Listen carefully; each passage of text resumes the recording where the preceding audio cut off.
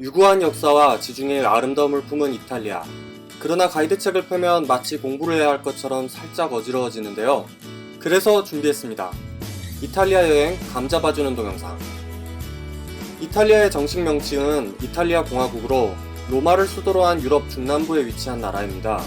면적은 30만 1277제곱킬로미터로 한반도의 약 1.5배이며 인구는 약 6천만 명이고요. 기후는 온화한 지중해성 기후로 우리나라와 비슷한 편인데요. 여행을 가기 좋은 시기는 5월에서 6월, 9월에서 10월입니다. 언어는 이탈리아어를 사용하며 통화는 유로화이고요. 종교는 바티칸을 품은 나라답게 가톨릭 신자 비율이 80%를 넘는 유럽에서도 알아주는 가톨릭 국가입니다. 전압은 220V로 우리나라와 같으나 콘센트의 핀 간격이 좁기 때문에 별도의 어댑터가 필요합니다. 이탈리아는 G7의 일원으로 GDP 세계 8위의 국가입니다. 유명한 패션 산업 이외에도 기계, 자동차, 섬유, 화학 등 제조업이 강한 나라죠. 최근 경제 상황이 좋지 않아 위세가 예전만은 못하지만 여전히 강한 경제력을 가졌다고 할 수 있습니다. 1인당 국민 총소득은 2018년 기준 41,150달러로 38,830달러인 우리나라보다 약소하게 높은 편입니다. 그러나 생활 수준을 나타내는 1인당 PPP 순위는 39,637달러로 41,351달러인 우리나라보다 조금 떨어지죠. 이탈리아가 가진 문제점 중 하나는 부정부패가 심하고 남부를 중심으로 마피아가 활동 중이라는 것입니다. 특이한 점은 지역별 빈부격차가 무척 심하다는 것인데요. 중공업 산업이 밀집한 북부와 농업 관광업 위주의 남부는 1인당 GDP 차이가 두세 배에 이를 정도로 그 격차가 심합니다.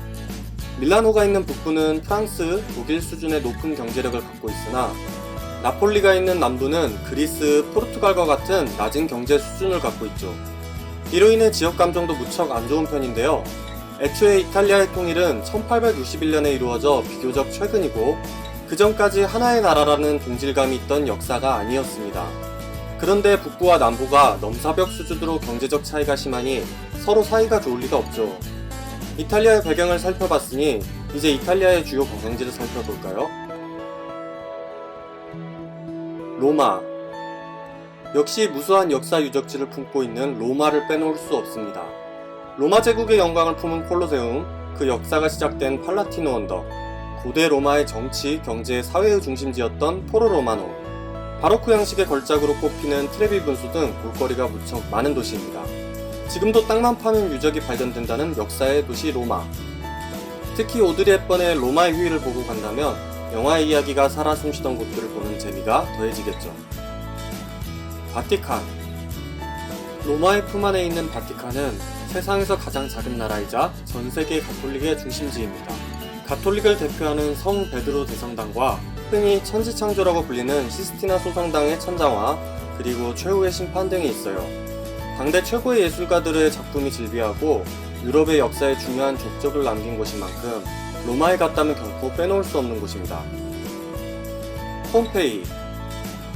화산이 집어삼킨 고대 도시 폼페이, 그 당시의 삶의 현장이 그대로 보존된 폼페이는 로마 시대의 사람들의 삶을 엿볼 수 있는 곳입니다. 보통 여행사에서 폼페이와 포지타노 등을 묶어 1일 투어로 진행하는 경우가 많은데요. 가볍게 훑어보고 이동하시려면 이용하시기 괜찮고 좀 더 깊이 있는 폼페이를 보고 싶다면 따로 움직이시길 권해드리고 싶습니다. 포지타노. 포지타노는 인스타그램의 핫플레이스이기도 하죠.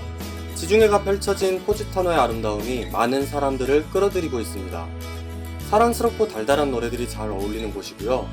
지중해를 바라보며 노천 레스토랑에서 식사를 하면 다시 없는 힐링 타임입니다.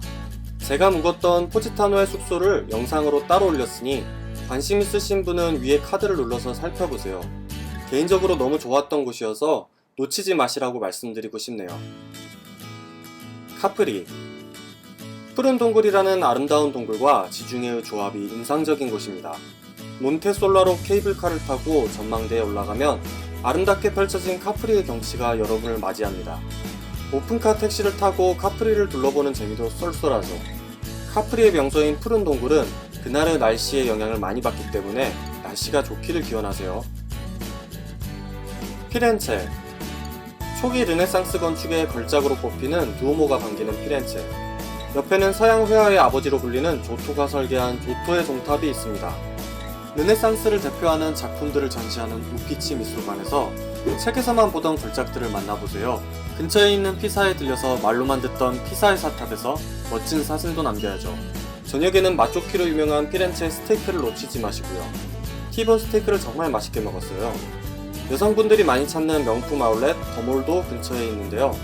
개인적인 느낌으론 종류가 다양하진 않지만 정해진 품목을 좀 더 저렴하게 파는 느낌이었습니다.